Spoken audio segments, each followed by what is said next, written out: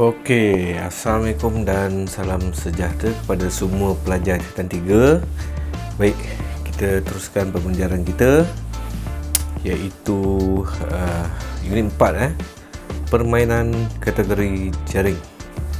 So, minggu lepas saya dah tunjukkan slide dan memberi penerangan sedikit tentang permainan kategori serangan, iaitu hoki. Jadi untuk minggu ni kita masuk pada unit 4 untuk permainan kategori jaring, iaitu pingpong. Okey, permainan kategori jaring iaitu pingpong. Okey, jadi permainan dalam kategori jaring biasanya dimainkan di gelanggang yang terbagi kepada dua, kepada kedua, dengan jaring direntang di tengah-tengah gelanggang. Jadi macam pingpong, macam badminton, itu semua tu adalah permainan dalam kategori jaring. Tujuan utama permainan dalam kategori ini adalah untuk menghantar bola ke gelanggang pihak lawan dan menyukarkan mereka mengembalikan. Jadi tujuan utama permainan jenis jaring ni, kita hantar bola, kemudian pihak lawan hantar baliklah kepada kita. Jadi kalau kita nak dapatkan mata, kita cuba je lah bagi bola tu yang mengelirukan supaya pihak lawan gagal untuk ambil bola. So kita dapat oleh mata lah. Okey, pemain perlu bijak menguasai permainan dan membuat keputusan untuk menyasarkan bola ke gelanggang lawan. Jadi kita ada strategi lah macam mana kita nak dapatkan mata supaya pihak lawan tak dapat ambil bola kita. Okey, pengenalan. Okey, pingpong ni dimainkan secara perseorangan atau secara beregu, sama juga macam badminton. Permainan ini memerlukan meja, bola dan bat. 3 peralatan utama lah dalam permainan ni, iaitu meja pingpong, bola pingpong dan juga bat. Bat tu yang macam raket tu lah, tapi dia untuk pingpong dia kecil saja. Okey, pemain boleh menggunakan pelbagai kemahiran pukulan, tolakan, servis dan smasi bola mengikut situasi pemain. Okey, smasi ni smash. Untuk memulakan permainan, pemain perlu membuat servis dengan melambungkan bola dan memukulnya ke kawasan meja sendiri dengan satu lantunan sebelum masuk ke kawasan meja pemain lawan. So kalau dalam pingpong ni, masa kita nak start servis tu, nak mulakan permainan tu, kita kena servis lah. Jadi masa servis tu lah kita akan pukul bola, dia akan melantun atas meja kita dulu. Okey, dan dia akan melantun ke meja pihak lawan. Jadi pihak lawan perlu ambil lah bola kita tu. Pemain lawan perlu mengembalikan terus bola tersebut. Jadi pemain akan sambut dan kembalikan bola tu kepada kita balik. Pemain berterusan hingga salah seorang pemain gagal mengembalikan bola atau bola terkeluar dari kawasan meja permainan. Jadi jika salah seorang pemain tu gagal kembalikan bola, dia ambil bola kita tapi dia gagal kembalikan bola kita, maksudnya dia terpukul, bola keluar kan, ataupun dia melakukan silapan lah. So kita akan dapat mata lah. Jika servis terkena jaring dan memasuki kawasan meja pihak lawan, servis lead akan diberi. Servis lead ni servis semula lah. Okey, kalau terkena jaring, lepas tu masuk ke kawasan pihak lawan, jadi kita kena buat servis balik. Okey, servis putukan tangan selepas pemain mengutip dua mata. Itu cara ni lah kita akan bagi bola tu kepada pihak lawan untuk servis jika mana-mana pemain tu dapat dua mata lah. Okey, pemain yang berjaya mengutip sebelah masa akan diumumkan sebagai pemenang dalam set tersebut. So markah ataupun mata untuk permainan pingpong ni adalah 11. Kalau dapat 11 mata, so itu adalah pemenang lah, siapa yang dapat sebelah mata tu. Biasanya satu perlawanan mengandungi 3 atau 5 set, dan pemain perlu mengulangi 2 set daripada 3 set atau 3 set daripada 5 set yang dipertandingkan. Ini sama macam badminton juga. Dia ada 3 set. So kalau set pertama kamu menang, set kedua pun kamu menang, jadi kamu menang lah. Kalau set pertama kamu menang, set kedua kalah, so pergi kepada set yang ketiga lah. Tengok siapa menang, siapa yang kalah, dia lah akan menang. Okey, ni adalah meja pingpong. Saiz dia kamu tengok kat situ. Dia punya tinggi dia 76 cm. Tinggi meja tu lah. Panjang meja tu pula 273 cm. Tinggi jaring dari meja 15.25 cm dan lebar meja tu adalah 152.5 cm. Ni standard international lah, meja pingpong dan juga jaring dia. So seterusnya peralatan lain yang digunakan untuk main pingpong ni adalah bola pingpong dan juga bat pingpong. Baik, kita masuk terus kepada kamera asas dalam permainan bola pingpong ni. So yang pertama tu kita lihat kemahiran servis. Jadi kemahiran servis ni ada dua, servis pepat dan servis kilas. Okey, pepat ni maksud dia forehand.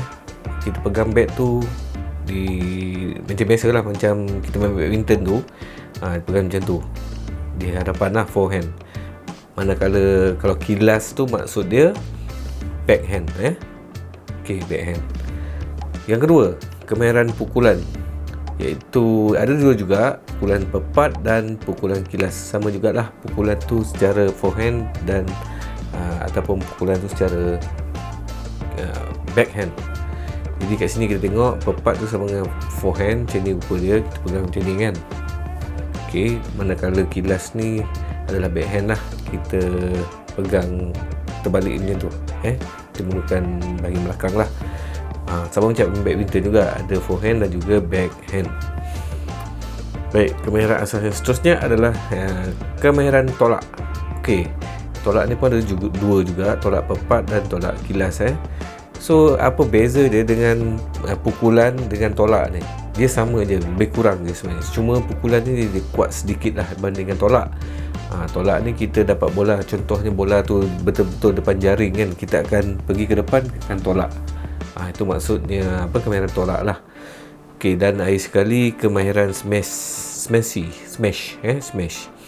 Ada dua juga, smashy pepat dan smashy kilas. Jadi saya harap kamu fahamlah perbezaan antara pepat dan kilas. Seterusnya kita bagi satu persatu tentang kemahiran ni. Yang pertama, kemahiran servis tu. Baik, kemahiran servis pepat dan kilas boleh digunakanlah dalam kemahiran servis ni.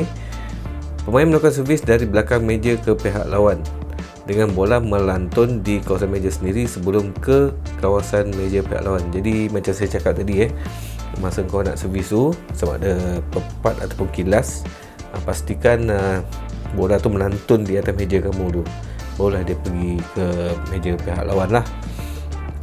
Jadi bola tu kita pegang macam ni ataupun pegang macam ni, lambung, servis, pukul.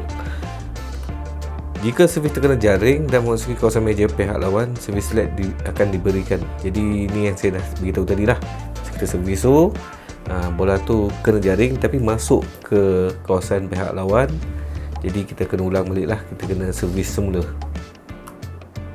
Bola perlu dilambung semasa melakukan servis, dan servis bertukar tangan pada setiap dua mata kemenangan oleh mana-mana pihak. Jadi bila kita dah masa kita nak servis tu, kita kena lambung bola tu, pukul. Okey, ni adalah gambar raja cara membuat servis lah. Kamu lihat di situ tangan pemain ni. Jadi cara buat pukulan pun nampak tangan dia pegang bola tu, dia lambung sedikit dan dia pukul lah macam biasa. Manakala yang servis kilas ni pula sama juga, dia pegang bola tu, dia lambung dan dipukul dengan backhand lah. Okey. Yang kedua, kemahiran pukulan. Pemain memukul bola dengan posisi tangan yang dominan. Manakala kemahiran pukulan kilas melibatkan kilasan dengan menyilang badan semasa memukul bola. Jadi ini dia tunjukkan cara pegang pegang backhand, forehand dengan backhand lah, ataupun pepat dengan kilas tadi. So kalau kau orang tangan kanan, macam ni lah pegang dia. Kalau tangan kiri macam ni lah. Kalau nak pukul macam ni, ataupun kalau backhand pukul macam ni. Okey, ni perbezaan lah, dua gambar perbezaan antara forehand dengan backhand ataupun pepat dengan kilas lah. So kamu lihat di sini tangan dia macam mana. Okey, Semasa memukul, tangan yang memegang bat bergerak ke hadapan dan ke atas menuju ke arah bola. So bila kita terima bola tu, kita pukul lah. Okey, pukul ke atas. Bola tu akan pergi ke pihak lawan balik lah. Sama juga macam pepat, pukulan pepat. Backhand, pepat. Bahagian atas badan akan menghadap bola sebelah kiri sambil berat badan pindah ke kanan ke kiri, kaki kiri, ke kaki kanan ke kaki kiri. Tersasul pula. Okey, bola perlu dipukul pada lantunan maksimum. Pukul pada lantunan maksimum. Untuk permainan pukulan kilas, kedudukan dan lakukan pemain ialah sama macam sudut permukaan bat. Manakala sudut permukaan bat ke bawah lah kalau backhand kalau backhand. So nanti saya akan tunjukkan video bagaimana cara untuk melakukan pukulan pepat ni dan juga pukulan kilas ni. Okey, ini gambar dia, pukulan pepat dan pukulan kilas. Dia lebih kurang dia sebenarnya. Cuma beza dia tu kat backhand dengan forehand tu lah. Okey, yang ketiga, kemahiran tolak. Tolak dengan pukulan ni dia beza dia sama saja sebenarnya. Cuma tolak ni dia tolak sedikit macam tu. Okey, dia tak ada macam pukul macam ni, dia kuat sedikit. Cuma tolak ni dia perlahan. Kadang-kadang kita nak kita tengah lawan ni, kadang kita nak trick pihak lawan tu, kita bagi bola perlahan kan. So teknik tolak lah yang kita gunakan. Kemahiran tolak pepat dan tolak kilat adalah satu strategi bertahan yang bertujuan untuk menggolkan bola yang dihantar oleh pihak lawan. Itu maksud dia. Kita trim bola, kita tolak perlahan lah. Jadi tujuan dia kadang kita nak bertahan daripada bola tu, daripada pihak lawan dapat mata lah. So kita boleh pukul kuat ke ataupun tolak perlahan ke, bergantung. Kamu yang penting kamu jangan matilah. Okey. Untuk melakukan kamera ini, pemain perlu berdiri hampir dengan meja dan mengambil kurang mengisi untuk bermain. Ni yang saya masukkan tadi. Kadang-kadang bola tu daripada pihak lawan tu dia main net, orang cakap main dekat jaring dia. So kita nak ambil bola tu, kita kena rapat dengan meja dan tolak. Okey. Dengan satu gerakan pendek, tangan yang memegang bat bergerak dalam satah mendatar dan menolak bola pada bahagian bawahnya ke arah pihak lawan. Okey, ni yang saya cakap tadi, gerakan pendek saja untuk menolak bola tu. Tak perlu nak pukul, bergantunglah. Kalau nak pukul kuat sikit, itu dah pukulan nama dia. Kalau nak perlahan, ni adalah kemahiran tolak. Okey, ni cara dia lah. Kalau lihat sini pada gambar ni dia lebih kurang macam teknik pukulan cuma dia kuat ataupun tak kuat saja. Baik, dan high sekali yang keempat, kemahiran smash C. Satu pukulan yang bertujuan mematikan hantaran bola daripada pihak lawan secara kuat dan pantas untuk mendapatkan mata. Okey, smash C ni sebenarnya dia macam badminton juga kan. Kamu akan buat pukulan yang kuat untuk mematikan hantaran bola daripada pihak lawan. So kamu boleh dapatkan mata lah kalau pihak lawan tu tak dapat ambil bola tu kan. Okey, dia sama juga sama dengan pingpong juga.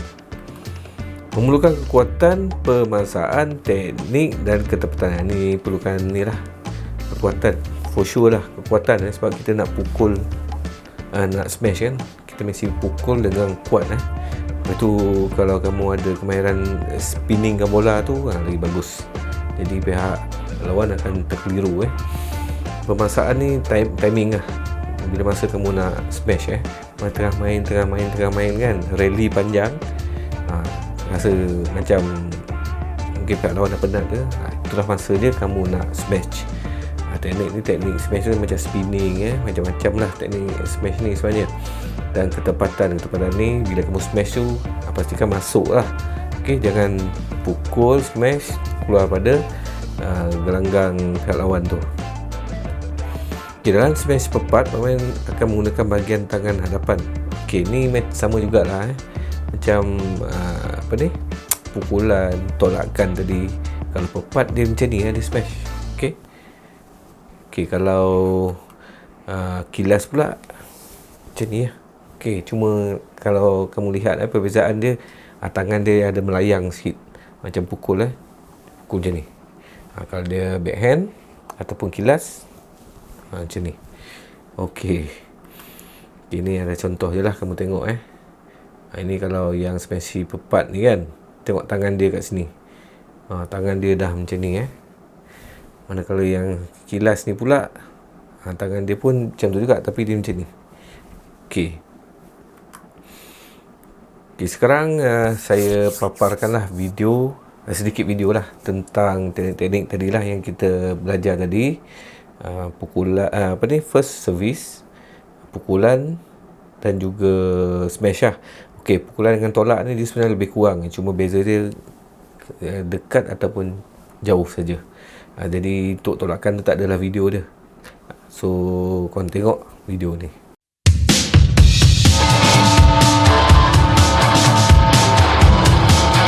Baiklah, sebelum kita memulakan pengajaran servis kita akan perkenalkan kepada pelajar terlebih dahulu tentang sedikit sebanyak peraturan untuk melakukan servis. Yang pertama, jika servis dilakukan di bahagian kanan meja, maka bola perlu dihantar ke bahagian kanan meja pihak lawan, dan begitu juga sebaliknya. Seterusnya, servis juga perlu dilakukan di belakang bahagian meja. Servis akan foul sekiranya dilakukan di atas bahagian meja. Untuk memulakan servis juga, bola perlu diletakkan di atas tapak tangan dengan keadaan terbuka supaya bola jelas dilihat. Selain itu, apabila hendak melakukan servis, bola juga perlu dipukul semasa bola itu mula jatuh apabila kita melambung bola.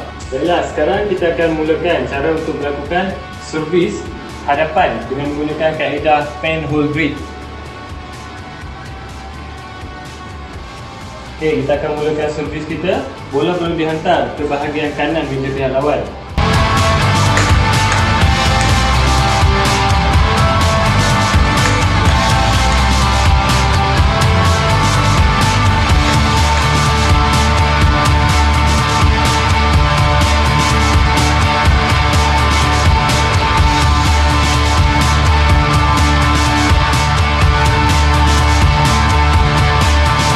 Sebenarnya saya akan menunjukkan cara-cara untuk melakukan servis kilas ataupun servis backhand. Kalau untuk melakukan servis backhand ni, saya menggunakan kaedah shake hand grip.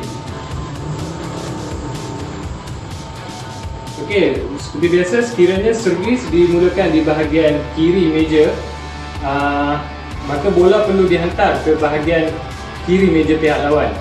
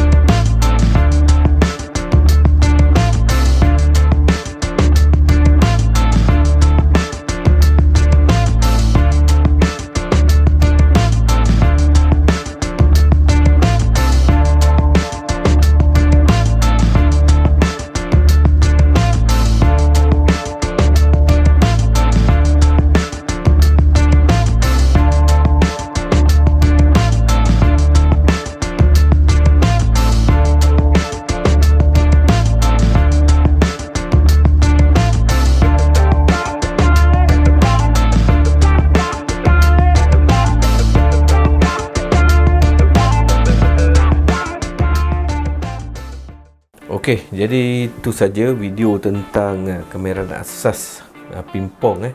Yang pertama tadi kamera servis. Dia ada dua, servis pepat dan servis kilas tu. Kemudian ada pukulan, sama juga pukulan pepat dan pukulan kilas, dan lagi sekali smashing pepat dan smashing kilas. Okey, tolakan tu saya tak tunjukkan lah sebab dia lebih kurang macam pukulan tadi, memukul tadi. Beza dia yang seperti yang saya dah cakap tadi, dia kuat ataupun perlahan saja. Okey, jadi itu saja pembelajaran kita pada hari ini. Diharap korang dapatlah apa yang saya tunjukkan tadi. Dan untuk tugasan, kamu bolehlah buka buku kerja, jawab soalan pada bahagian pingpong tu. Okey, pada bahagian pingpong tu ada soalan objektif, ada soalan subjektif, kamu jawab tu je. Okey, jadi harap korang boleh hantarlah jawapan tu dengan cara snap lah dan send kepada saya. So saya bolehlah ambil markah untuk PBD. Okey, jadi itu saja daripada saya. Sekian, terima kasih. Assalamualaikum warahmatullahi wabarakatuh.